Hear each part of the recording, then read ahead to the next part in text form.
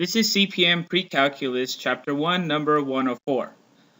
So a trundle wheel, a wheel attached to the end of a stick, is used to measure distance. Okay, as you walk with the wheel on the ground, it makes a click after each revolution.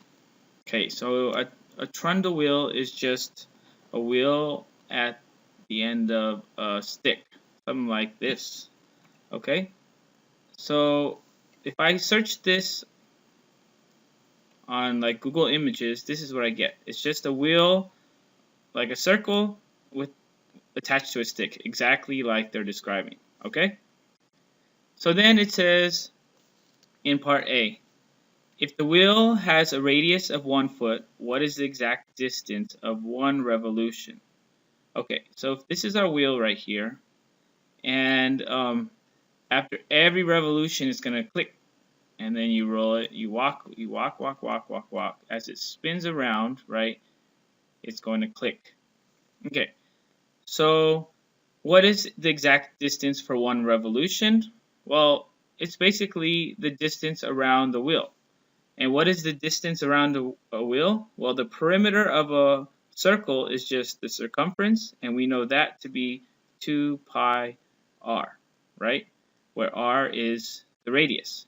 So if we're given r is equal to 1 foot, then the circumference is going to be 2 pi times 1 foot, which is equal to 2 pi feet. Okay?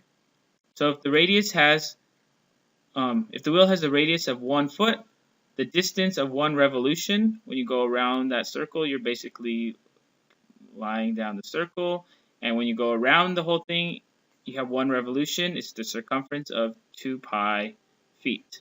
Okay? So let's go on to part B. Part B is asking, what would the radius need to be so that each revolution is exactly 10 feet? Okay, so we know the circumference, is 2 pi r. So what would the radius need to be so that each revolution is equal to 10 feet? So that means C has to be equal, right? Our circumference of that wheel has to be 10 feet. For that to be true, 10 feet has to equal to 2 pi r, right? 10 feet equals 2 pi r.